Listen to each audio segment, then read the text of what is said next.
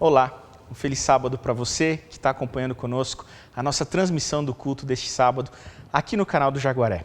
Eu quero convidar você já de início a se inscrever no nosso canal, ativar o sininho para receber as notificações dos conteúdos que produzimos aqui e se você quiser curtir e compartilhar esse vídeo também vai nos ajudar muito. Como você pode ver, a gente está num cenário diferente, como tivemos essa semana, igreja vazia, você pode ver aqui os bancos, portas fechadas, devido à contingência desse momento que nos assola tão difícil e de tanta dor. Em respeito aos nossos vizinhos e também aos nossos membros e às famílias da nossa comunidade, todo o nosso distrito de igrejas está fechado nesse momento, acompanhando essa transmissão online por aqui. Hoje você vai acompanhar um culto diferente. Hoje você vai acompanhar um culto e um sermão feito por mim, mas transmitido ao vivo da igreja de Moema. Mas antes de nós transmitirmos você lá para a igreja de Moema, eu quero, nesse momento, convidar você a participar conosco do nosso momento de adoração através dos dízimos, das ofertas e da nossa oração intercessória. Aqui no rodapé desse vídeo, você pode ver a nossa conta bancária, Agência e Conta. Se você é membro da Igreja Adventista do Sétimo Dia, você pode usar o aplicativo 7Me, onde você pode fazer ali já a sua transferência do seu dízimo e da oferta, do seu pacto, como você bem entender. Mas você que nos acompanha e quer ajudar a nossa igreja local, você pode fazer as suas ofertas por aqui, por esse canal aqui embaixo, por essa conta, agência e banco que está sendo colocado aqui para você. Como eu sempre digo para vocês, os dízimos, eles ajudam a missão da Igreja Adventista no mundo todo. Os dízimos, eles nos ajudam a manter as instituições adventistas presentes pelo mundo afora. A Igreja Adventista tem uma rede de escolas, tem uma rede de universidades, tem uma rede de hospitais presentes no mundo todo que tem ajudado tantas pessoas nesse momento de pandemia.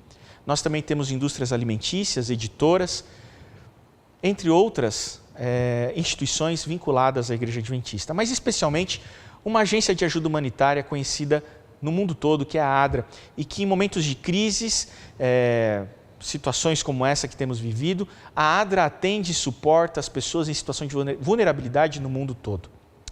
Esse compromisso que nós temos humanitário é um compromisso que vem da lógica do reino de Deus que nós entendemos que já chegou e já está entre nós. E, portanto, a gente tenta promover o reino através dessas instituições. O seu dízimo, ele ajuda os trabalhos evangelísticos das igrejas e dessas instituições mundo afora. Já a sua oferta, quando destinada para a igreja local e quando você informa que está destinando para a igreja local, você ajuda as atividades que são realizadas aqui na nossa igreja. Mesmo com as portas fechadas e os bancos vazios, os nossos ministérios continuam acontecendo aqui, suportando as famílias em situação de vulnerabilidade próximas à nossa igreja, suportando as nossas famílias também quando passam por condições de adversidade, mantém também o engajamento das pessoas nos ministérios demais, ministérios como juventude, crianças, infantis e também toda a estrutura tecnológica que nós temos para que os cultos online aconteçam e você confortavelmente possa assistir os cultos de casa. Então, nesse momento, nós vamos deixar você na oportunidade dar a você a oportunidade de adorar a Deus através dos dízimos, das ofertas e que você seja liberal nesse momento. Nós vamos transmitir agora o episódio de hoje do Provai e Vede e na sequência eu quero orar com você.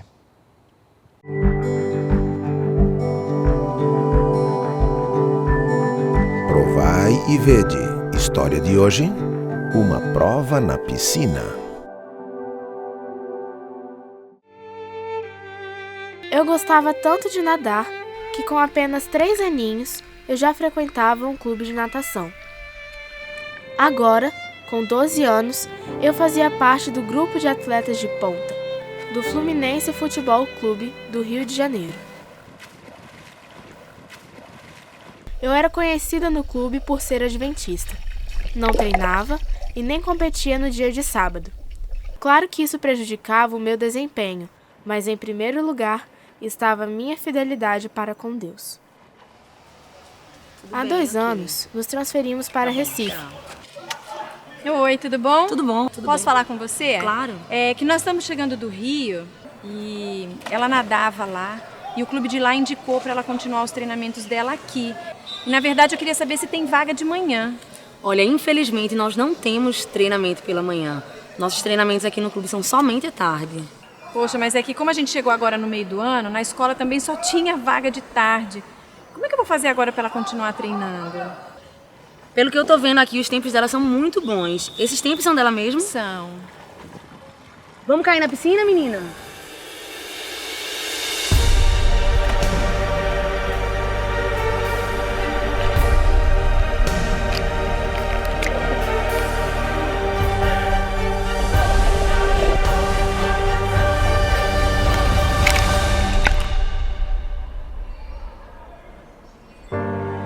Nós vamos dar um jeito. Ela vai treinar pela manhã. Graças a Deus. Ô Thaís, onde você pensa que vai chegar não treinando e principalmente não competindo aos sábados, menina? Você é uma atleta promissora, tem condições de competir em outros países, treinar no exterior, chegar numa Olimpíada. Você não acha que vai se arrepender, não, menina? Bem, já que você entrou em questão de glórias, medalhas, vitórias, e pra longe, a glória desse mundo é passageira. Eu não me importo se vou vencer ou perder. A medalha que eu quero mesmo não virá de mãos humanas, e sim das mãos de Deus. Depois daquele dia, começaram uma série de pressões por parte de alguns pais, diante do fato de eu desfalcar a equipe de natação. A senhora, por acaso, é a mãe da Thaís? Sou sim. Eu posso conversar um minutinho com a senhora? Posso sentar? Por favor. É o seguinte, é que eu tenho outra filha que faz parte da equipe de revezamento, juntamente com a Thaís.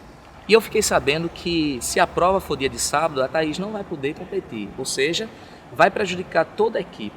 Isso é verdade? Isso é verdade. A senhora não está exagerando na educação religiosa de sua filha? Infelizmente, até no dia de sábado, minha mãe ainda recebe telefonemas. Oi, Casey, tudo bom? É Karen. Isso, você me passou uma mensagem, queria falar comigo? É mesmo? Isso, me diz uma coisa, o que é isso de não treinar no sábado? Mas olha só, Casey, eu vou te falar de novo. A Tatá não treinou no sábado. Quando ela chegou aí, você já... Eu participo de uma classe de adolescentes. Lá, eu me desenvolvo em todos os sentidos. Tenho muitos amigos, canto louvores e sou feliz por participar dos programas da Igreja de Deus. Uma grande bênção de Deus na minha vida foi poder participar da prova do Campeonato Brasileiro na categoria Infantil 1 em Palhoça, Santa Catarina. Nos últimos 50 metros parecia que estava tudo perdido. A poucos metros da chegada, eu consegui superar a que estava em primeiro lugar e venci a prova, com diferença de 19 décimos de segundos. Portugal. O sábado para mim não atrapalha em nada. Ao contrário, ele só me ajuda e me traz alegria. Por causa disso, é possível que eu não tenha futuro na natação, mas terei certeza de que, ao longo da minha carreira, terei pregado o Evangelho através do meu testemunho. Essa é a minha medalha de ouro. E agora eu os convido para este momento especial de adoração através dos dízimos e das ofertas. Que Deus os abençoe. Nesse momento, antes de retransmitirmos para o culto que vai ser transmitido ao vivo da Igreja de Moema, como já informei, eu quero orar com você. Nós temos famílias que estão vivendo o luto na nossa igreja, e talvez você que esteja conectado nesse momento também esteja vivendo um momento triste de luto e dor. Nós temos famílias inúmeras da nossa igreja que têm pedido por um milagre, que têm pedido por uma atuação de Deus, salvando a vida de pessoas que estão internadas. Nós temos pessoas que estão na fila das UTIs, e também precisam de uma ajuda ou de uma atuação divina naquele momento. Nós queremos orar ao nosso Deus, que consideramos ser um Deus que está no controle de todas as coisas e confiando nele e de que os caminhos dele, por mais diferentes dos nossos, são melhores do que os nossos. Confiando nele, nós queremos nesse momento clamar por socorro, por ajuda e por misericórdia. Você também que tem situações econômicas ou familiares que precisam ser resolvidas porque essa crise afetou a vida e a saúde financeira das famílias e também os relacionamentos, é um momento oportuno para que você conecte-se com Deus nesse momento e peça a Ele a ajuda que você está precisando. Vamos orar. Santo Deus, nesse momento nós queremos pedir a Tua presença, ó Pai, em cada lar que está aqui conectado nessa manhã. Essas pessoas entraram aqui em busca de uma resposta, Pai, em busca de um consolo, em busca de um milagre, em busca de paz, em busca de aquietação, em busca da Tua presença, Senhor. Que nesse momento essas pessoas possam sentir que o Senhor está com elas e que o Senhor tem a oferecer a elas as respostas para as questões que elas estão enfrentando nesse momento de dor. O Senhor tem como oferecer para elas consolo para aqueles que neste momento precisam de alguém que chore junto com elas. Através de nós, Senhor, o Senhor também tem condições de apoiá-las e suportá-las nas suas questões mais essenciais da vida. O Senhor tem poder para restaurar casamentos, para recuperar relacionamentos de pais e filhos. O Senhor tem condições de cuidar das feridas emocionais, mas acima de tudo, ó Pai, proteja a nossa saúde espiritual nesse momento tão difícil que vivemos. Nós queremos sentir a Tua presença, Senhor, para termos a certeza e a segurança de que estamos passando por esse momento de dor, passando pelo vale da sombra da morte, mas ao lado do nosso pastor, que está disponível a nos proteger e nos conduzir novamente a águas tranquilas, ó Pai. Que Cristo Jesus, nesse momento, seja um hóspede bem-vindo em cada lar de cada família que está conectada nessa manhã aqui. É o que eu te peço em nome e por amor de Jesus. Amém. Nesse momento, você acompanhe a mensagem que vai estar transmitida da Igreja de Moema pelo nosso canal também. Então você não precisa sair daqui e migrar para lá, porque a transmissão vai acontecer por aqui também. Que Deus abençoe o seu sábado. Por que tratar um rei dessa maneira? E por que fazê-lo usar coroa tal? Ele nunca foi forçado a usá-la, mas por amor deixou seu lar real.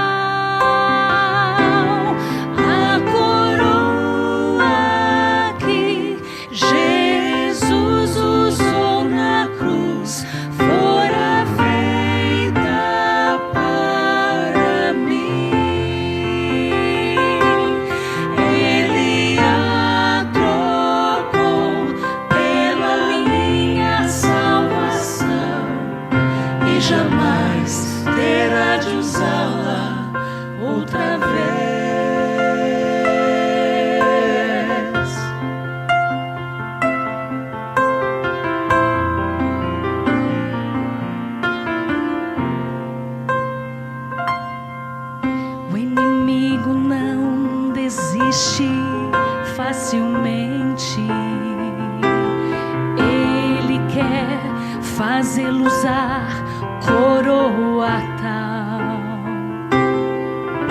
mas tenha isso sempre em sua mente. No Calvário o bem venceu o mal.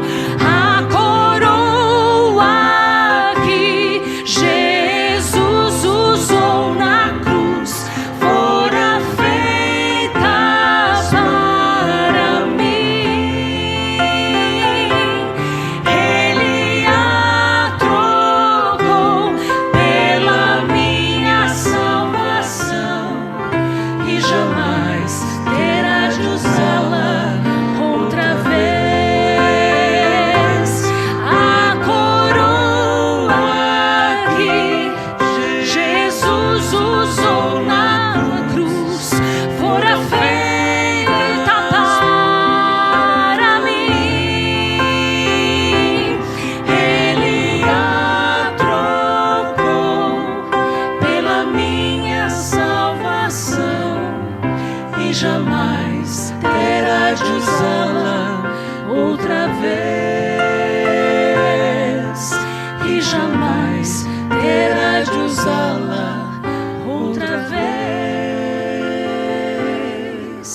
e jamais terá de usá-la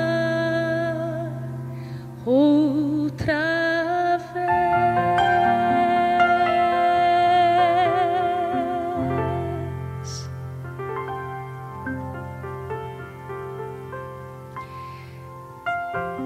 A cruz foi o que nos salvou. Nós somos criados mas nós somos libertos na cruz. A cruz não é uma coisa bonita de se ver.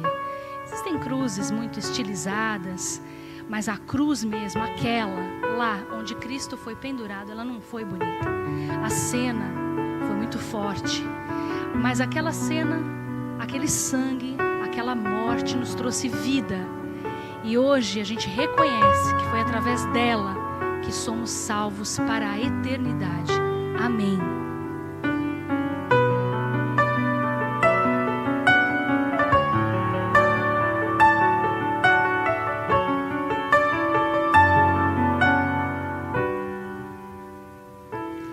Foi na cruz em que ao fim percebi meu pecado recaiu em Jesus. Foi então pela fé que meus olhos abri, que prazer sinto agora em sua luz. Eu irei para a cruz, onde pude perceber esse amor que por mim foi pago.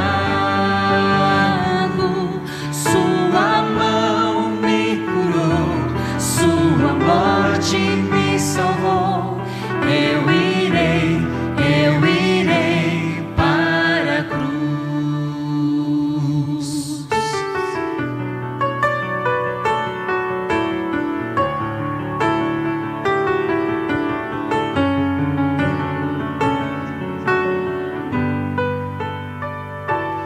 Quão perdido estou, quão vazio o coração. Não sou digno de tanto amor. Foi então pela fé que meus olhos abri, que prazer sinto agora em sua luz. Eu irei para a cruz, onde pude perceber este amor que por mim foi pago. Sua mão me curou, sua morte me salvou. Eu irei para a cruz.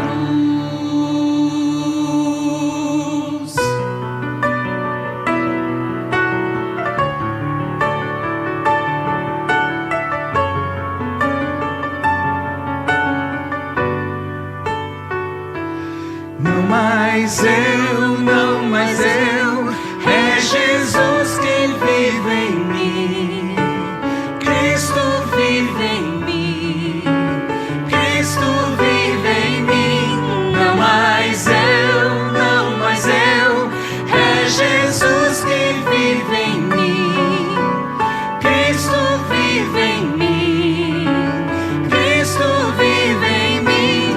Não mais eu, não mais eu, é Jesus que vive em mim.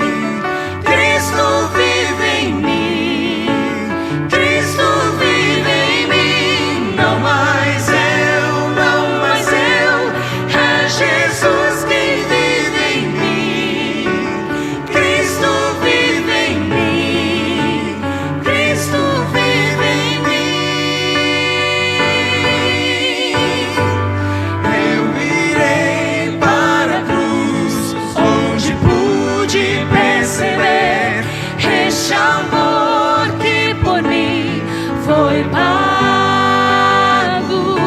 Sua mão me curou, sua morte me salvou. Eu irei para a cruz. Eu irei para a cruz.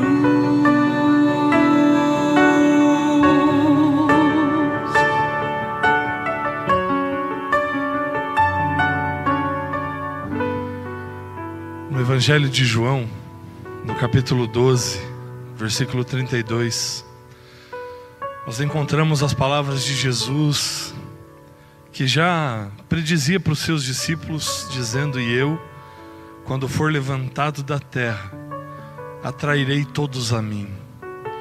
Jesus estava falando aqui do momento da sua morte, quando ele seria levantado sobre o madeiro.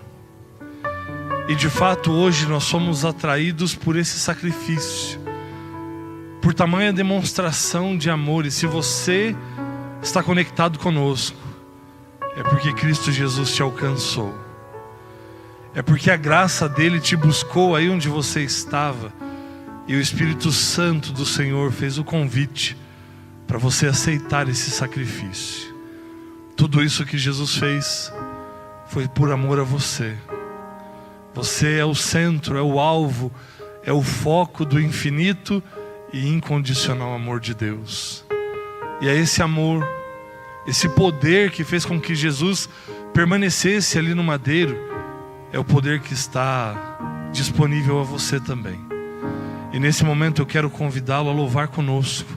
Nós vamos exaltar o nome do Senhor e vamos louvá-lo por aquilo que Ele fez através de Cristo Jesus, garantindo a nossa salvação, trazendo novamente para a humanidade a esperança de uma nova vida em Cristo Jesus. Vamos louvá-lo por tudo aquilo que Ele é e por tudo aquilo que Ele fez por nós.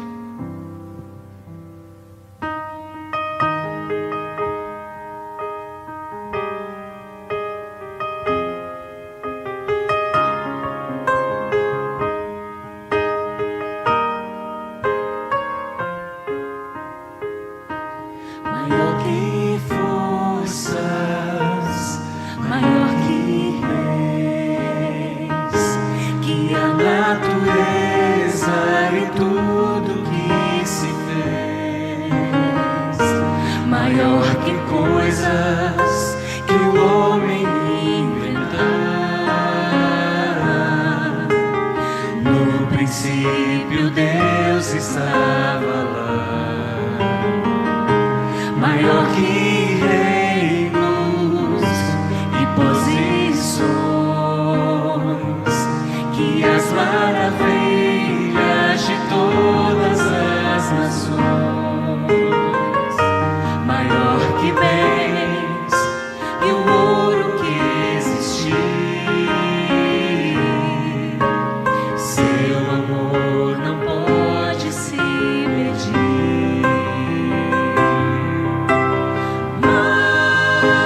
Cruz, por amor de mim, morreu Jesus, sozinho até o fim. Mesmo assim, em humilhação, morrendo só, pensando em mim, foi maior.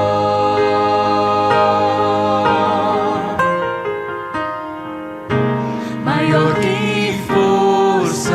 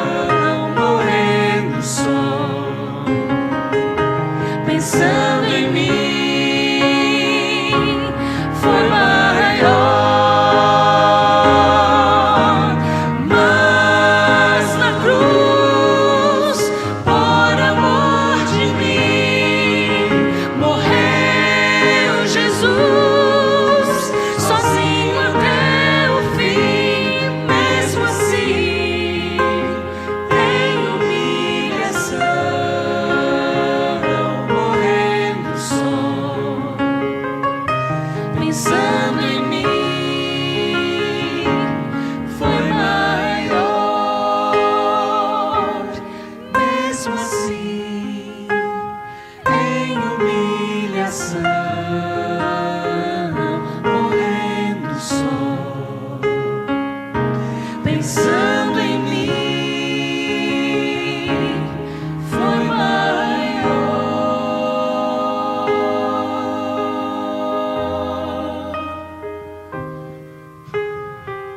Viu só? Nós acabamos de cantar que você é o alvo do infinito e incondicional amor de Deus. Ele entregou a sua vida por você. Foi para dar para você vida nova e esperança. E é com essa certeza no coração, com gratidão por tudo aquilo que Cristo fez na cruz do Calvário por mim e por você, que nós vamos orar nesse momento. Portanto, aí onde você está, feche seus olhos, vamos falar com Deus mais uma vez. Querido Deus, muito obrigado por tudo aquilo que aconteceu no Monte do Calvário. E muito obrigado, Senhor Jesus, porque antes mesmo da fundação do mundo, o Senhor já se ofereceu como oferta, como sacrifício em nosso favor, em nosso lugar. E hoje, a graça alcançada na cruz do Calvário, ela nos alcança, nos perdoa, nos redime, nos restaura e nos dá oportunidade de nova vida. Nós queremos te louvar por isso, ó Deus, por esse sacrifício. Queremos pedir que simbolicamente o sangue do Cordeiro seja derramado sobre nós nesse momento e que sejamos perdoados, purificados de todo o nosso pecado. Muitas vezes nós nos desviamos do caminho, tiramos os olhos do autor e consumador da nossa fé, que é Cristo Jesus, e caímos. Mas em Cristo Jesus nós temos nova chance. Em Cristo Jesus nós temos o perdão para os nossos pecados, para as nossas faltas. E de Cristo Jesus podemos receber um novo coração. Por isso, Pai, restaura a nossa vida hoje. Ao contemplarmos a cruz de Cristo Jesus, que possamos ver ali e entender ali o preço do pecado, mas também o valor que temos aos seus olhos. Que possamos entender o quanto somos amados pelo Senhor e que nossa resposta esteja à altura desse sacrifício. Que possamos entregar ao Senhor a nossa vida e também o nosso coração. E que o Senhor nos prepare para aquele grande dia da volta do Senhor Jesus Cristo, para que possamos estar em pé naquele grande dia e dizermos: esse é o nosso Deus em quem aguardávamos. E que de fato, ó Deus, possamos desfrutar das alegrias da eternidade que o Senhor tem preparado para cada um de nós. Muito obrigado por tudo que o Senhor é e por tudo que o Senhor tem feito na nossa vida. Continua conosco, ó Deus, e fala ao nosso coração. Usa mais uma vez o pastor André para trazer uma mensagem de paz, amor e esperança. E abençoa o teu povo, em nome de Cristo Jesus. Amém.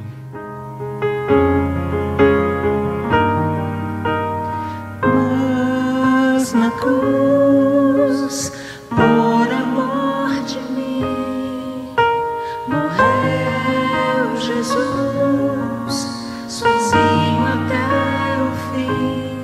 Mesmo assim, em humilhação, morrendo só, pensando em mim, foi maior. Queridos, hoje nós estamos dando continuidade a esse final de semana especial, celebrando a Páscoa, lembrando daquilo que Cristo Jesus fez por cada um de nós. Como já foi apresentado ontem, nós temos a presença do pastor André Masson, que prontamente aceitou o nosso convite. Pastor André, é um prazer tê-lo aqui conosco na igreja de Moema. Eu sei que a igreja do Jaguaré também está acompanhando esse final de semana, igreja a qual o pastor André pastoreia. Que Deus te abençoe, que Deus te use mais uma vez. A casa é sua, fica à vontade, que Deus te abençoe. Obrigado, pastor Igor. Feliz sábado, um bom dia para você que está conectado aqui com a gente nessa transmissão no culto de sábado da Igreja de Moema. Eu quero, como já fiz ontem, agradecer o privilégio do convite de estar aqui. O convite, quando é um convite de um bom amigo, a gente aceita mais fácil. E é um prazer, mesmo separado por essa tela, estar com você nesse sábado pela manhã. Eu saúdo também a igreja e o distrito de igrejas do Jaguaré, onde sou pastor, e que também estão conectados aqui com a gente, acompanhando esse momento conosco. A gente conseguiu reunir a igreja de Moema com o distrito do Jaguaré, que fica aqui próximo, perto da USP, aqui em São Paulo. Eu quero continuar as nossas reflexões da jornada que a gente está caminhando aqui nesse final de semana, Restaurados. E eu quero convidar você, nessa manhã de sábado, a abrir sua Bíblia no Evangelho de João, no capítulo 1, vamos ler o verso 29. Evangelho de João, capítulo 1, o verso 29. Nós vamos ler o verso 29 e depois o verso 35 e o 36 do Evangelho de João. Enquanto você procura na sua Bíblia, eu quero fazer mais uma breve oração para a gente começar a nossa leitura. Querido Deus, nós te agradecemos que o Senhor é bom com a gente, porque a despeito desse mal que nos cerca, o Senhor tem nos dado a oportunidade de ainda assim adorar a Ti através dessas plataformas que possibilitam o nosso encontro virtual. Nesse momento, nós vamos ler a Tua Palavra, queremos pedir que o Teu Espírito ilumine a nossa mente, abra o nosso entendimento nessa manhã, é o que nós te pedimos por Jesus. Amém. Evangelho de João, capítulo 1, verso 29, diz assim: No dia seguinte, viu João a Jesus, que vinha para ele, e disse: Eis o Cordeiro de Deus, que tira o pecado do mundo. Verso 35 e 36. No dia seguinte, estava João outra vez na companhia de 2 dos seus discípulos, e vendo Jesus passar, disse: Eis o Cordeiro de Deus. Eis o Cordeiro de Deus. Chegamos a mais uma Páscoa. Mais uma vez celebramos o momento em que Cristo Jesus, o Cordeiro de Deus, morreu no Calvário e ressuscitou no domingo, na manhã de domingo, trazendo-nos salvação e possibilidade de vida eterna. Eu considero esse texto que nós lemos, o texto de João, capítulo 1, verso 29, o centro de toda a Escritura Sagrada. Esses versos que lemos são o centro da Bíblia. Tudo o que foi escrito antes desses versos foi escrito para que esse verso acontecesse. Tudo que foi escrito antes de João 1:29 apontava para João 1:29. E tudo na Bíblia e nas Escrituras que foi escrito depois desse momento em que Jesus é declarado o Cordeiro de Deus, foi escrito por causa desse verso. O Cordeiro de Deus, no centro de toda a história das Sagradas Escrituras, revelado em Jesus, é o centro da narrativa desse livro. É bem verdade que muitos se aproximam do texto sagrado considerando ter nele perspectivas diferentes. Há pessoas que usam a Bíblia como um livro de história. Outros se aproximam da Bíblia como se fosse um livro de espiritualidades. Não um livro inspirado, mas um livro inspiracional. Um livro que eu leio para me inspirar. Outros se aproximam do texto sagrado, achando que o texto sagrado, na realidade, é um livro de regras sobre o que eu preciso fazer para ser salvo. E eu preciso dizer nessa manhã, logo no início dessa mensagem, que a Bíblia não é nenhuma dessas coisas. A Bíblia, especialmente, não é um livro de regras sobre o que eu preciso fazer para ser salvo. A Bíblia é um livro que narra a bela história do que Ele fez para que eu pudesse ser salvo. A Bíblia é um livro que narra a bela história do Cordeiro de Deus, que tira o pecado do mundo. As Escrituras Sagradas narram a história do Cordeiro, do início ao fim, de Gênesis ao Apocalipse, a Bíblia narra a história de um Cordeiro. Era o Cordeiro, a figura do Cordeiro e a figura do menino que nos nasceria, é que seriam responsáveis por nos levar de volta ao jardim. O Cordeiro, o menino, é que seriam responsáveis por nos levar de volta ao jardim. É difícil saber exatamente sobre qual cordeiro João se referia ao pronunciar esse vocativo, esse chamamento ao seu primo Jesus. Que cordeiro João tinha em mente quando olha para Jesus e diz: eis o Cordeiro de Deus que tira o pecado do mundo? Como eu disse, todo o texto sagrado narra a história do Cordeiro. Mesmo quando nós chegamos no livro do Apocalipse, e é um livro que nos traz certa apreensão e cuidado para ser interpretado, o livro do Apocalipse nada mais é do que as boas novas do Cordeiro. O livro do Apocalipse nada mais é do que o Evangelho de Jesus Cristo. As boas novas do Cordeiro. Eu confesso que quando eu era pequeno eu tinha certo amedrontamento quando eu lia ou quando ouvia pregações relacionadas ao livro do Apocalipse.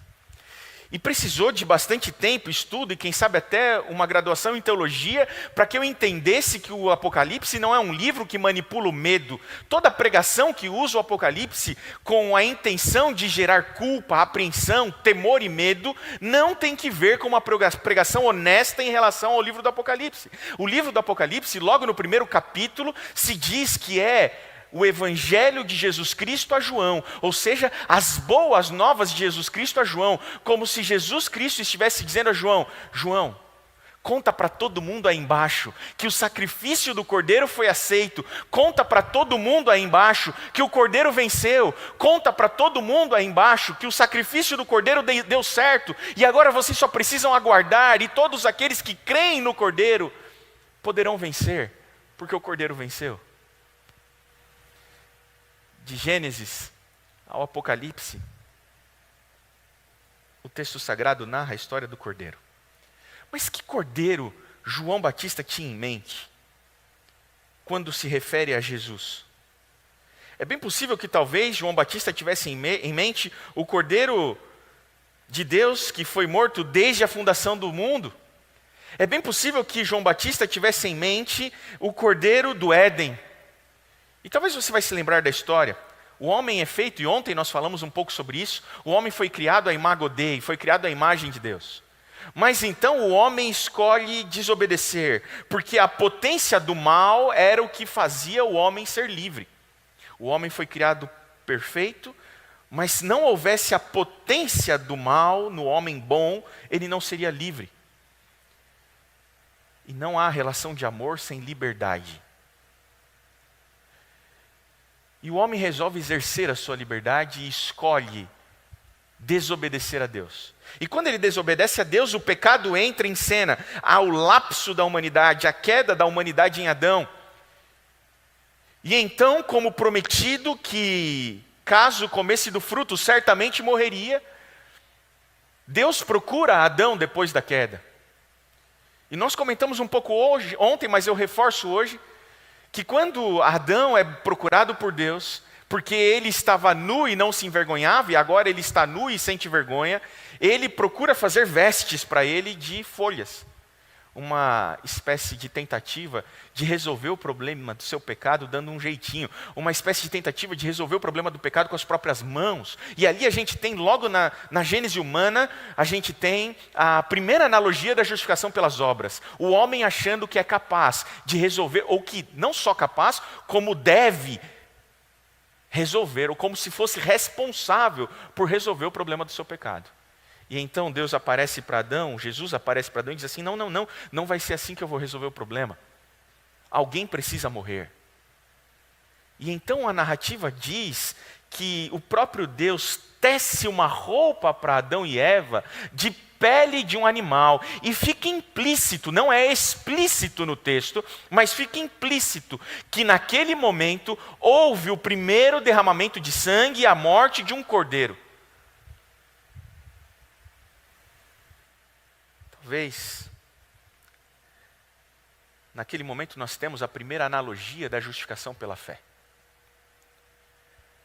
Jesus dizendo assim para Adão: quem vai resolver o problema do seu pecado não vai ser você. Vai ser um substituto perfeito.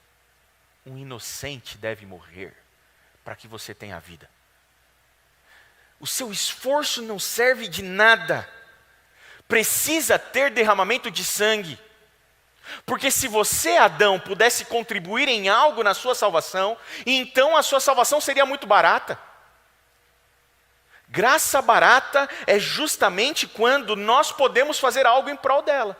A graça é tão preciosa e tão cara, que não há nada que possamos fazer a não ser crer e ter fé de que o sangue de Jesus é totalmente suficiente. E naquele momento Adão precisava crer que o sangue daquele cordeiro derramado era totalmente suficiente para que ele tivesse vida e não morresse naquele momento.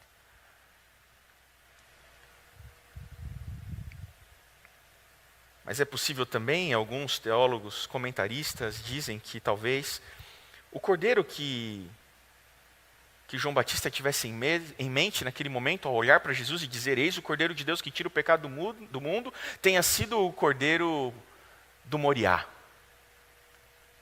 E você deve se lembrar do cordeiro do Moriá.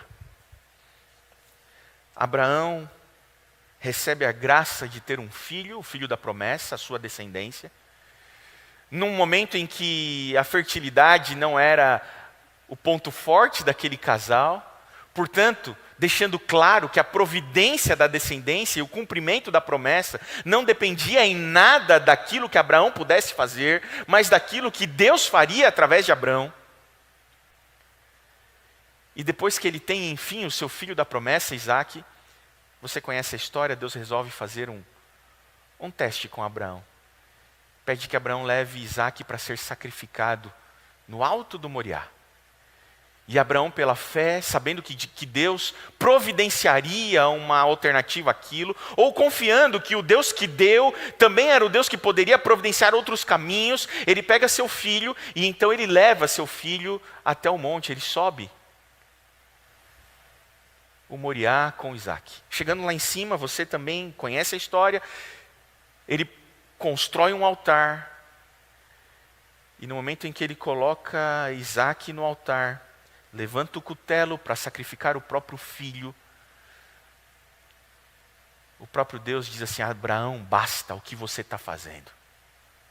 Eis aqui o cordeiro que vai ser morto no lugar de Isaque. E lá no Moriá a gente tem uma outra informação sobre a salvação.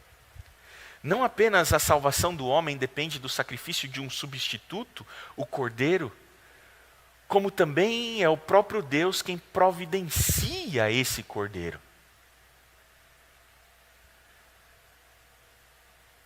Mas eu vou estar mais bem acompanhado se eu supor que na realidade o cordeiro que João tinha em mente, ao olhar para Jesus e dizer, eis o cordeiro de Deus que tira o pecado do mundo, talvez seja, e aí eu estou melhor acompanhado num volume maior de teólogos, especialistas no texto de João, e menciono um deles que vai dizer isso que digo, que é D.A. Carson,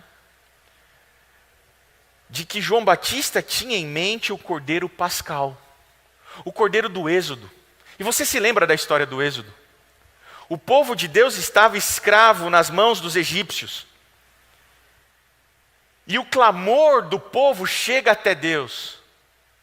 E o texto bíblico diz no livro de Êxodo que Deus ouviu, Deus viu e Deus desceu para libertar o povo da sua escravidão e da opressão com qual estavam sendo oprimidos pelos egípcios. E então Deus chama Moisés e Moisés reluta em ir. Deus aparece numa sarça ardente, sagrada, e diz, Moisés, você precisa ir. E Moisés diz assim, não, eu não vou.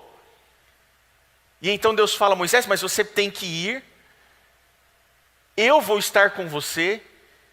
E Moisés pensa um pouco melhor, e é curioso como Moisés faz isso, porque Moisés pensa um pouco melhor e diz assim, peraí, o senhor está querendo que eu vá sozinho? Moisés havia sido criado pela realeza egípcia, Moisés era letrado, Moisés era aculturado na cultura egípcia, mas ele já estava 40 anos longe daquilo, cuidando de ovelhas. Ele disse, Senhor, eu não tenho condição nenhuma, eu não tenho mais traquejo, eu não domino mais a língua, eu não tenho mais condições de oratória, eu não vou, manda outro no meu lugar. E Deus fala, não, Moisés, é você que vai. Mas Senhor, eu não vou. E Deus fala assim, fica tranquilo, Moisés, eu vou com você. E Moisés pensa. O senhor vai comigo? Sim, Moisés, eu vou com você. E Moisés fala, não, senhor, ainda não dá. Manda outro, não serve para mim. E Deus fala assim, Moisés, o que você tem na sua mão? E Moisés falou, eu tenho uma vara. Joga no chão a vara, Moisés. Moisés jogou no chão a vara. E o que virou a vara, Moisés? Virou uma cobra, Senhor. Ah, muito bem. Agora pega a cobra, Moisés. E Moisés pega a cobra. E quando ele pega a cobra, Deus pergunta, e o que aconteceu, Moisés? A cobra virou minha vara novamente, Senhor. Pois é, Moisés, está vendo? Agora vamos, porque agora somos você, eu e a sua vara super poderosa. Vamos? E Moisés falou assim, peraí, é o Senhor, eu e essa vara poderosa? Não, Senhor, ainda não vou não. E aí Deus pensa um pouquinho mais e diz assim, tá bom, Moisés, pode chamar teu irmão e vai com o teu irmão. E Moisés falou assim, eu posso levar Arão? E Deus falou assim, pode, Arão vai com você. Ele falou, então agora eu vou. Curioso que às vezes o que nós precisamos como seres humanos, mesmo sabendo que no momento das dificuldades e das lutas, Deus sempre está conosco. Mas ainda assim nós humanos carecemos da presença de outro igual a nós, do nosso lado caminhando conosco. E Moisés vai até Faraó, e a responsabilidade dele era dizer para Faraó, Faraó, deixa o povo ir, adorar no deserto. E Faraó reluta. E então Deus começa a dar promessas de pragas a Faraó. E Moisés fala assim, olha, se o senhor, Faraó, relutar, o meu Deus, que é maior, ele vai prejudicar aqui o Egito. E Faraó continua com o coração duro. Então você conhece a história, e Deus manda a primeira praga, e a segunda, e Faraó não muda de ideia, e a quarta, e a quinta praga, e nada. E quinta e sexta praga, e Faraó continua endurecido, tentando fazer contrafações daqueles milagres. E depois a sétima, oitava e nona pragas, e ainda assim Faraó não retira-se. Então Deus chama Moisés e diz assim, Moisés, agora vai ficar mais sério, Moisés. Agora eu vou mandar uma praga definitiva. É o seguinte, Moisés. Todo filho, menino, primogênito do Egito deve morrer. Mas há uma maneira, Moisés, dos meninos primogênitos não morrerem. E como é que é, Senhor? Porque os filhos dos hebreus também vão estar lá, Senhor. E eles não podem morrer. Moisés, é o seguinte, você vai dizer para o povo que na noite certa, no dia certo, na hora certa, o patriarca da família vai precisar pegar um cordeirinho, Moisés, um cordeirinho. E esse cordeirinho vai ter que ser sacrificado. E vai ter que ser preparada uma ceia. E a carne daquele cordeirinho que morreu vai ter que ser oferecida na ceia.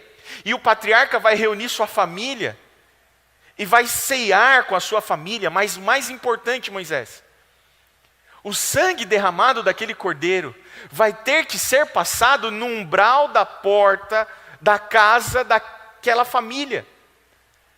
E quando o anjo vingador passar, Moisés, para matar os filhos primogênitos, quando ele passar nas casas e tiver o sangue do cordeiro no umbral da porta da casa, ele não vai entrar ali, Moisés, e o filho primogênito daquela família não vai morrer, porque confiou no sangue que foi derramado do cordeiro, confiou na morte substituta do cordeiro, confiou que o sangue era suficiente para dar vida.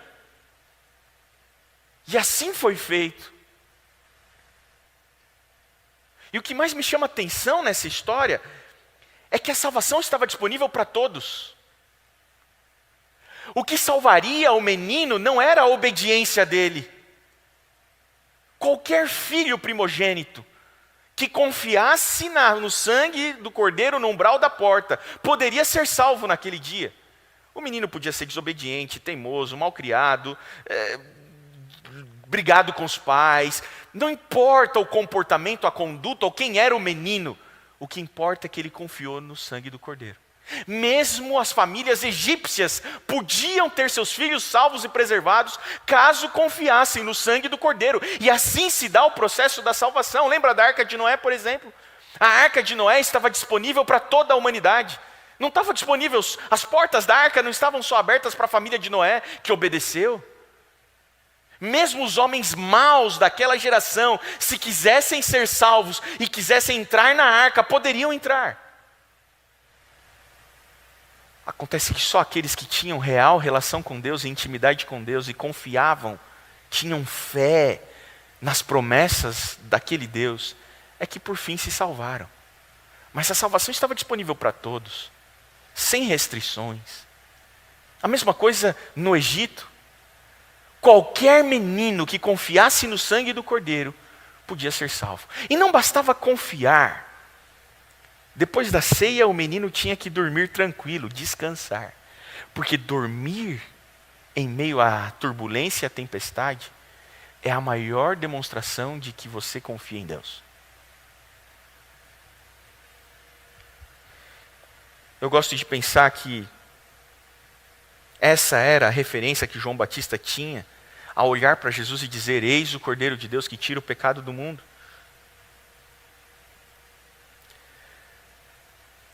Esse é o centro da história do Evangelho.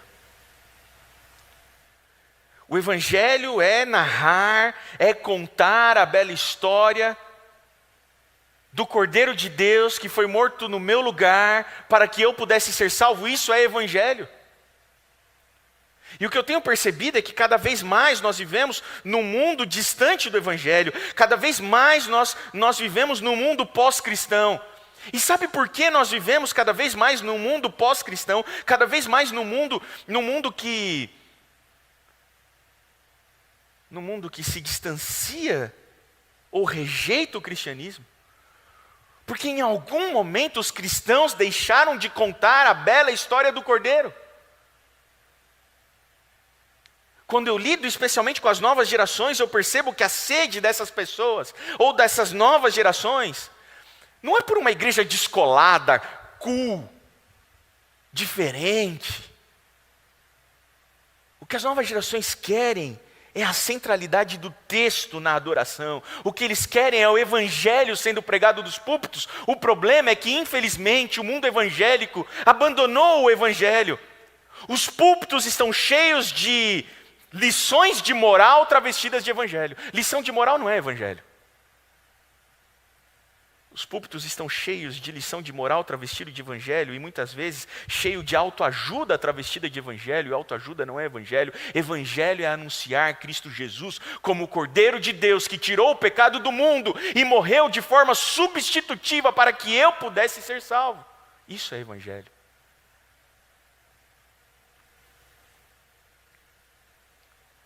O que fazer? Qual a solução para que a nossa nação não repita aquilo que a gente vê acontecendo tão fortemente na Europa, por exemplo, que já pode se dizer um continente pós-cristão? Temos o privilégio de viver, talvez privilégio não seja a melhor palavra para definir isso, mas temos nós que somos cristãos o conforto de viver numa nação que ainda é majoritariamente cristã. Mas se as tendências globais chegarem nos grandes centros urbanos do nosso país, como já tem chegado, como São Paulo, por exemplo, não vai demorar muito e nós também viveremos numa cidade pós-cristã. O que fazer para interromper o degringolar do cristianismo? A resposta está em Deuteronômio capítulo 11. Eu quero convidar você para lá. E aqui a gente vai conciliar essas histórias todas. Em Deuteronômio capítulo 11 já havia acontecido a Páscoa, já havia acontecido o Êxodo. Então Deus passa uma porção de lições e exorta a obediência para que Moisés falasse com o povo. E então depois disso, no verso 18, Deus dá uma receita do que fazer para que fosse preservada a fé no Deus de Israel, geração após geração. Em Deuteronômio 11, verso 18 ao 21 diz assim: ponde, pois, essas palavras no vosso coração e na vossa alma, atai-as por sinal na vossa mão, para que estejam por frontal entre os olhos, ensinai-as a vossos filhos, falando delas, assentados em vossa casa, e andando pelo caminho, e deitando-vos e levantando-vos, escrevei-as nos umbrais das vossas casas e nas vossas portas, para que se multipliquem os vossos dias e os dias de vossos filhos, na terra que o Senhor, sob juramento, prometeu dar a vossos pais, e sejam tão numerosos como os dias do céu acima da terra. Primeira recomendação de Deus para a preservação da fé no Deus de Israel relacionamento. Quanto tempo você tem dedicado de relacionamento com seus filhos? Nesse momento de pandemia, talvez a gente tenha tido mais tempo, ou não. Confesso que quando começou isso tudo lá em 2020, eu achei que aquela primeira quarentena eu ia conseguir descansar. Doce ilusão. Trabalhei dobrado durante todo esse período da pandemia, eu acho que você também tem a mesma sensação. Eu me lembro que quando eu pastoreava uma unidade escolar, eu era pastor estudantil, cuidava da pastoral estudantil de um colégio, um grande colégio aqui em São Paulo, 2.500 alunos. Eu precisava chegar na escola para cuidar dos cultos para os professores, depois para os funcionários, depois estudar a Bíblia com os alunos, depois fazer momentos de dinâmicas de cultura geral nos auditórios da escola com os alunos. Eu tinha que chegar às 6h20 da manhã na escola. E a minha filha mais velha, a Vitória, que hoje tem 9 para 10 anos, ela estudava no mesmo colégio, então ela ia comigo. E todos os dias ela acordava ali por volta das 5h30 para se arrumar, e eu também, um pouco antes dela, me arrumava, e quando dava 5:50, a gente tinha que sair de casa para se deslocar no trânsito de São Paulo do início da manhã até a unidade escolar onde eu trabalhava. E enquanto ela se arrumava, eu estava me arrumando, ela ainda um pouco sonolenta. E quando ela encontrava comigo ali, a minha esposa tinha arrumado ela, a gente se abraçava, se beijava, falava um pouquinho, e a gente entrava no elevador do nosso condomínio, e naqueles 30 segundos que o elevador desce até o estacionamento, nós conversávamos, e depois a gente entrava no carro, e ela deitava lá atrás e dormia. Durante os 30 minutos que levava até que chegássemos à escola. Quando chegava na escola, eu dava um beijinho nela, ela ia para as atividades dela, eu ia fazer os cultos com os professores, depois com os funcionários. No intervalo do meio-dia, eu cruzava com ela no corredor da escola, ela ia para a perua, voltava para casa, eu continuava minhas atividades, cuidando dos filhos das outras famílias. E ela almoçava em casa, fazia as atividades dela, brincava. E como ela tinha que acordar 5h30 da manhã, por volta das 7 horas da noite, ela já estava jantada, tomada banho e indo dormir. E muitas vezes eu chegava em casa depois das 7. E todo o tempo, durante uma semana, durante a semana que eu tinha de relacionamento com a minha filha, era 30 segundos conversando com ela enquanto o elevador descia.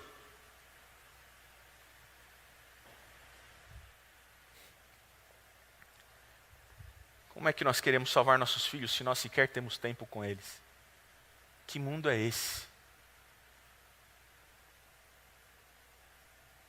Primeira recomendação de Deus em Deuteronômio é: tenham tempo com seus filhos, estejam com eles enquanto eles levantam, enquanto eles andam pelo caminho, quando eles vão se deitar, quando eles sentam para comer, estejam com eles. Mas a segunda recomendação é a que mais me interessa. Estejam com eles contando a história da libertação. Estejam com eles narrando a história da libertação. Estejam com eles todos os dias, quando se levantam, quando sentam, quando deitam, quando comem. Estejam com eles contando a bela história da redenção do homem, da redenção do povo de Israel, da libertação do povo e de como Deus nos tirou do Egito com mão forte. É assim, Moisés, que vocês vão preservar a fé dos seus filhos. Não podia ser melhor a ideia de Deus. A preservação da fé se daria por storytelling, por contação de história. Esse é o método de Deus. Contação de história. Contem para os seus filhos o que aconteceu naquele dia no Egito. E eu tenho uma promessa para fazer para você, Moisés. Enquanto os filhos de vocês continuarem crendo no Deus que os libertou, eu vou preservar vocês na terra de Canaã, que eu prometi dar a vocês. Vocês vão ter vida longa ali. Sabe quanto tempo durou essa promessa? Vem comigo para Juízes, capítulo 2. Conhecido o texto, conhecida a aplicação também. Juízes capítulo 2, versos 6 a 12. Olha só. A promessa de Deus para Moisés era: enquanto você contar a história para os seus filhos, eles vão crer em Deus. E enquanto eles crerem em Deus e adorarem o Deus de Israel, eu vou preservá-los na terra de Canaã. Eu vou preservá-los livres e protegidos na terra prometida. Eles vão prosperar, vão ser longevos. Agora, a partir do momento que eles deixarem de adorar o Deus de Israel, aí então eles vão ter problemas. Juízes capítulo 2. Juízes capítulo 2, verso 6, olha só. Havendo Josué despedido o povo, Moisés já tinha morrido, agora Josué dominou, dominou a terra, entrou com o povo de Israel em Canaã, estabeleceu ali o povo, agora Josué estava para morrer. Havendo Josué despedido o povo, foram-se os filhos de Israel para a sua herança, para possuírem a terra.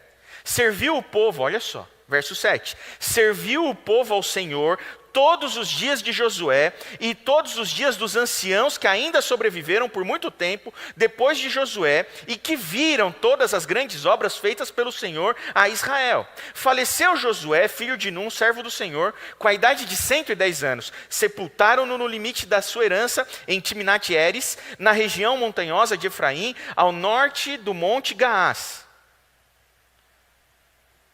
Até aqui. Toda a geração de Josué foi temente ao Senhor. Teve prosperidade na terra. A geração de Josué creu em Deus. Verso 10. Foi também congregada a seus pais toda aquela geração. Ou seja, os filhos de Josué e os filhos dos anciãos contemporâneos a Josué também adoraram o Deus de seus pais. Mas na continuação do verso 10, e outra geração após eles se levantou, que não conhecia o Senhor, nem tampouco as obras que fizera a Israel. Então fizeram os filhos de Israel o que era mal perante o Senhor, pois serviram aos Balaíns. Deixaram o Senhor, Deus de seus pais, que os tirara da terra do Egito, e foram-se após outros deuses, dentre os deuses das gentes que havia ao redor deles, e os adoraram, e provocaram o Senhor a ira. Quanto tempo demorou para que o povo de Israel se distanciasse do Senhor e começasse a adorar outros deuses? 3 gerações. A geração de Moisés, Josué e os anciãos adorou e foi temente ao Senhor. E eles contaram as histórias para os seus filhos. E os seus filhos também foram tementes ao Senhor dos seus pais. Mas levantou-se uma terceira geração, a dos netos, que já não conheciam mais ao Senhor.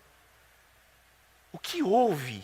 Qual foi o gap entre essas gerações?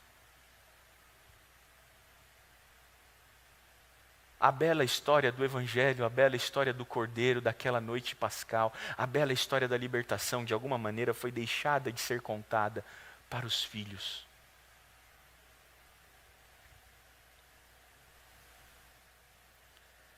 Em uma sociedade da pós-verdade, que relativiza até a tabuada nos nossos dias, como anunciar o Evangelho?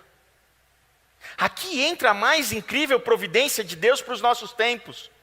A maneira de pensar contemporânea, a maneira líquida, a maneira hipermoderna, tende a rejeitar os fatos e acreditar nas experiências pessoais. Vivemos numa época em que as grandes metanarrativas foram desconstruídas. Vivemos numa época em que as pessoas preferem crer nas experiências pessoais, nos relatos pessoais, nos testemunhos, do que nos fatos científicos documentais. Que desafio para pregar e anunciar a fé cristã nesses dias, não é? Mas a grande providência de Deus é justamente essa. Mais de 75% do texto sagrado é composto de narrativas, de histórias. E sabe como Deus escolheu salvar essa geração? Através da storytelling, através da contação de história, através da narrativa do Evangelho. Contem aos seus filhos a bela história de salvação. Acontece que os nossos púlpitos estão vazios de Evangelho. Como eu disse, estão cheios de lição de moral travestido de Evangelho, ou de autoajuda travestido de Evangelho, mas vazios de Evangelho. A bela história do Cordeiro parece que já não é mais contada.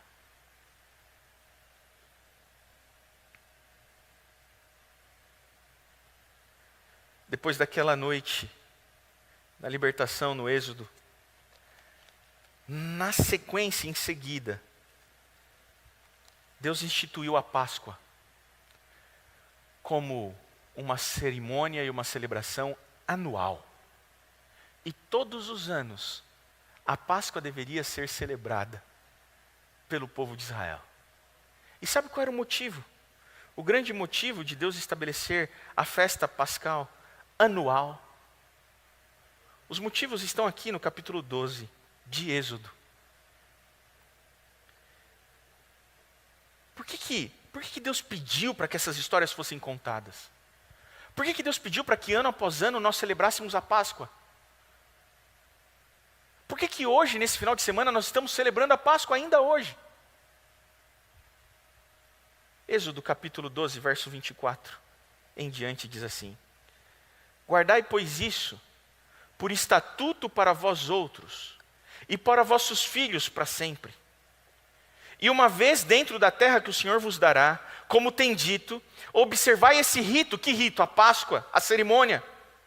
Verso 26, sabe por que, Moisés? Que eu estou pedindo para que todos os anos vocês celebrem e observem esse rito, Moisés. Sabe por que, Moisés, que todos os anos eu estou pedindo para que vocês sacrifiquem um cordeiro e celebrem a Páscoa, em memória daquela noite no Egito em que eu libertei vocês? Sabe por que, Moisés? Verso 26, para que os vossos filhos saibam, e para que quando os vossos filhos os perguntarem: que rito é este, papai? Respondereis: é o sacrifício da Páscoa ao Senhor, que passou por cima das casas dos filhos de Israel no Egito, quando feriu os egípcios e livrou as nossas casas. Então o povo se inclinou e adorou. Sabe por que, Moisés, que você vai celebrar a Páscoa todos os anos? Para que os seus filhos saibam quem é o Deus que te tirou da terra do Egito.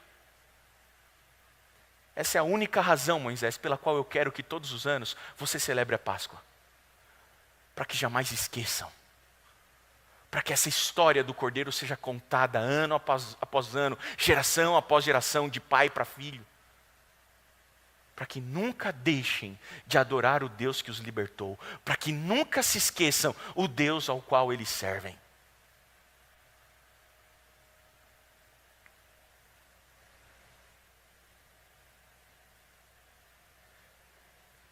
E o que isso significa? Significa que nós estamos aqui, ano após ano, celebrando a Páscoa. E o cristianismo instituiu a Páscoa semanal, né? Semana após semana, sábado após sábado. Sabe por que esse templo existe? Sabe por que nós fazemos esses cultos todos os sábados? Para que os seus filhos saibam quem é o Deus que você adora. Para que eles jamais se esqueçam do Deus que os pais deles serviram. Para que semana após semana, a bela história da salvação narrada nos evangelhos seja contada semana após semana para os nossos filhos. Para que haja geração após geração pessoas que adoram e servem ao Deus de Israel.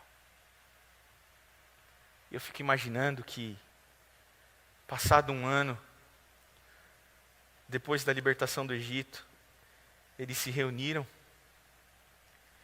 e eles pegaram um cordeiro e mataram um cordeiro, sabe?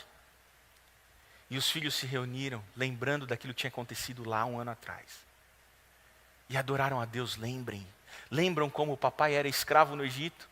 De sol a sol, de chicotada a chicotada, o papai fazia tijolos, sem descanso. Lembra como nós éramos oprimidos, lembra como nós éramos perseguidos, mas naquela noite, um cordeiro morreu, um sangue foi aspergido na porta, e nós tivemos vida e liberdade. E anos se passaram, e novas crianças nasceram, e chegava a ocasião da Páscoa, e quando chegava a ocasião da Páscoa, então um cordeiro morria. E aquele filho novo que nasceu no contexto da libertação, fora do Egito, ele perguntava para o pai: papai, por que a gente está matando esse cordeirinho? E o papai contava para ele: meu filho, é porque o papai foi escravo no Egito, e o seu irmão mais velho ia morrer. Mas nós matamos esse cordeiro e passamos o sangue desse cordeiro no umbral da porta, e porque nós cremos no sangue desse cordeiro, o seu irmão não morreu, e Deus nos libertou da escravidão. E aquele homem morreu, e o filho dele que foi liberto naquela noite teve filhos. E então ele matava o cordeirinho, e os filhos perguntavam: papai, por quê? E ele contava: meu filho, porque o vovô era escravo no Egito, e Deus escolheu nos libertar, mas naquela noite os filhos mais velhos iam morrer e o papai ia morrer, mas porque nós cremos no Cordeiro que nos substituiu, porque nós cremos no sangue do Cordeiro no umbral da porta, então nós tivemos vida, e é por isso que aqui na nossa casa nós adoramos ao Deus de Israel. E aquele homem morreu, e aquele menino teve filhos, e passaram-se anos, e ele contava para os seus filhos, e aquilo acontecia ano após ano. Papai, por quê? Porque o seu vovô, o seu bisavô foi escravo no Egito, mas Deus nos libertou através desse cordeiro. E anos se passaram, até que um dia, no primeiro século, um menino nos nasceu, um filho se nos deu. E aquele menino era o cordeiro de Deus que ia tirar o pecado do mundo. E um belo dia, nas terras da Judéia, aquele homem no primeiro século passou por ali, e João Batista olhou para ele e disse assim: eis o Cordeiro de Deus que tira o pecado do mundo, ele está entre nós. É dele que nós falávamos, era sobre ele que nós contávamos as histórias. E aquele homem, como um Cordeiro de Deus que foi morto desde a fundação do mundo, foi levado até o Calvário, numa Páscoa. E numa sexta-feira ele morreu na cruz. E o seu sangue foi derramado para que todos nós que crescemos no seu sangue pudéssemos ter vida. E ele ressuscitou num domingo, vencendo a morte. Sabe a morte? Sabe essa morte que nos assola? Que todos os dias nós contamos no jornal os números. Tragada foi a morte pela vida do Cordeiro. E então esse Cordeiro morreu, descansou no sábado, ressuscitou no domingo, ascendeu aos céus e o seu sacrifício foi aceito por Deus. E então ele mandou João, no livro de Apocalipse, contar para nós. O Apocalipse é o livro que narra a história de que o Cordeiro venceu. É um livro de júbilo, de graça, de alegria, não de medo. E sabendo agora que o Cordeiro venceu e que o sacrifício foi aceito, os cristãos começaram a semana após semana celebrar a Páscoa. E semana após semana eles começaram a contar a história daquele homem que morreu numa cruz no nosso lugar. E anos iam se passando depois do Calvário. E os pais contavam semana após semana para os seus filhos: aquele homem morreu no nosso lugar. Ele nos amou, o sangue dele foi derramado, e porque ele morreu nós podemos ter vida, e ele em breve vai voltar. E essa história foi sendo contada semana após semana, anos após anos, centenas de anos, milhares de anos, 2000 anos se passaram. E essa história do Calvário, a história da cruz, a história do Evangelho, a bela história da salvação, chegou até nós. Em um belo dia, na década de 40, aqui na Zona Norte, trabalhando na Arno, um homem chamado Daniel de Pardi, de uma família muito tradicional, adventista em São Paulo, encontrou um homem chamado Hermelindo Masson, que trabalhava no mesmo setor. E esse homem contou a bela história do Cordeiro que tira o pecado do mundo e que morreu numa cruz para nos salvar, para esse homem. E esse homem era meu avô. E o meu avô se encantou com a história do Evangelho. E o meu avô se apaixonou pela simples história da cruz. E o meu avô se converteu ao Evangelho e passou a crer em Deus.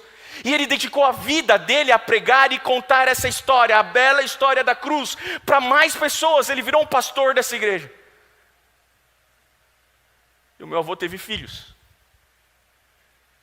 E o filho mais velho do meu avô foi meu pai. E o meu avô contou a história do Cordeiro e da cruz para o meu pai. E o meu pai se apaixonou pela história da cruz desde muito pequeno. E o meu pai escolheu também entregar a sua vida a esse Cordeiro, a entregar a sua vida a Jesus.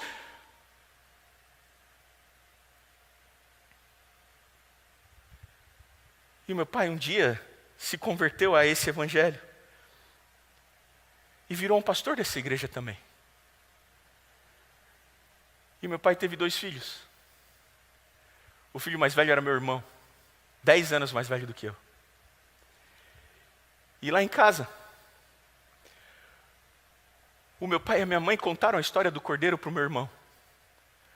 Contaram a bela história do Evangelho. Contaram a história da cruz. E o meu irmão se apaixonou por essa história. E o meu irmão escolheu entregar a sua vida a Jesus. Depois meu irmão também foi estudar teologia e hoje ele também é pastor dessa igreja. E depois do meu irmão, 10 anos depois eu nasci. E essa bela história do Cordeiro que tira o pecado do mundo foi contada para mim também. E meus pais me fizeram me apaixonar por essa história. Você entende? Nós não temos que ensinar nossos filhos a terem medo de Deus. Nós não temos que ensinar nossos filhos a terem medo de Jesus. Nós precisamos ensinar nossos filhos a se apaixonarem pela história da cruz. E essa história foi contada para mim e eu me apaixonei por essa história. Eu me apaixonei pela simplicidade dessa história. Eu me apaixonei pela maravilha da narrativa, da bela história da salvação. E eu escolhi amar Jesus. E eu escolhi seguir Jesus. E eu escolhi entregar minha vida para Jesus. E também virei um pastor dessa igreja. E há 10 anos a minha filha mais velha nasceu. E lá em casa a gente tenta. E depois a Valentina, a mais nova. E todos os dias a gente tenta contar para elas essa bela história da cruz, do Cordeiro de Deus que tira o pecado do mundo e que morreu no meu e no teu lugar. O meu grande desafio como pastor é não deixar que as minhas filhas sejam aculturadas por aquela cultura religiosa carregada de culpa e manipulação do medo. Eu não quero que as minhas filhas tenham medo de Jesus, ou encarem Jesus como um governante tirano que está prestes a punir. O meu grande desafio é fazê-las se apaixonarem pela história do Evangelho, pela cruz. E é por isso que o meu apelo é sempre para que os púlpitos estejam cheios do Evangelho, vazios de lição de moral. Lição de moral não é Evangelho, autoajuda não é Evangelho. Nós precisamos anunciar o Cristo que foi morto na cruz no meu e no teu lugar, porque essa história é fascinante, é simples, mas ainda fascina todos os tipos de pessoas. E a única razão de nós estarmos aqui todos os sábados e celebrarmos a Páscoa todos os anos não é outra senão para que os nossos filhos saibam o Deus a quem nós servimos. É por isso que a Páscoa existe. Nesse momento eu quero orar com você. Eu quero encerrar esse culto de sábado pedindo a Deus que nos dê condições de contar aos nossos filhos a bela história da salvação. E que a gente entenda que a Bíblia não é um livro de regras sobre o que eu preciso fazer para ir para o céu. Mas a Bíblia é um livro que narra a bela história daquilo que Ele já fez para que eu pudesse ser salvo. Senhor nosso Deus, nosso Pai, nós te agradecemos porque o Senhor é muito bom com a gente. Nós te agradecemos porque o Senhor tem cuidado de nós, mas acima de tudo, porque o Senhor escolheu nos salvar. Obrigado porque o Senhor não vai nos salvar porque somos bons, mas a despeito de sermos maus. Obrigado porque o Senhor não vai nos salvar porque somos obedientes, mas a despeito de sermos desobedientes, porque todos desobedeceram. Mas nessa manhã, ó Pai, nós queremos trazer e evocar essa história, essa bela história da cruz, que ainda faz sentido hoje para tantas pessoas. E para que essa história ocupe lugar central na nossa vida. E para que nós possamos contar e ensinar os nossos filhos a bela história da cruz. Para que eles se apaixonem por Jesus. Não para que eles tenham medo de Jesus, mas para que eles se apaixonem por Jesus. Se apaixonem pela cruz e pela bela história do Cordeiro. E para que eles assim saibam o Deus a quem nós servimos. Que aqui na nossa casa nós adoramos ao Deus que nos libertou da escravidão do pecado, morrendo na cruz no nosso lugar. E que um dia virá para nos levar embora desse lugar, para um lugar onde não haverá mais dor, nem pranto, nem luto, nem choro, nem morte. Volta logo, Senhor, nós já não aguentamos mais esse lugar. Cuida da nossa família. É o que nós te pedimos por Jesus, amém. Que Deus abençoe você e a sua casa. Que maravilha saber desse Jesus que um dia morreu por nós para nos salvar e que nos deixou a missão de contarmos essa bela história para as próximas gerações que ainda vão conhecer a oportunidade de salvação. Muito obrigado pela sua presença. Nós acabamos aqui o nosso segundo encontro desse final de semana especial, lembrando da restauração que nós só conseguimos através de Cristo Jesus. Eu quero te fazer um convite especial. Amanhã nós teremos então o nosso último encontro desse final de semana, e ali nós vamos entender um pouquinho mais sobre essa grande oportunidade que nós só obtemos através da salvação. Você é o nosso convidado especial, e com isso também quero te fazer um outro convite, de trazer alguém que você ama muito, da sua família, do seu círculo de trabalho, do seu círculo de amigos, para participar dessa grande oportunidade de conversar um pouquinho mais com o nosso Deus. Muito obrigado pela sua presença, fique com Deus, um grande abraço e até mais.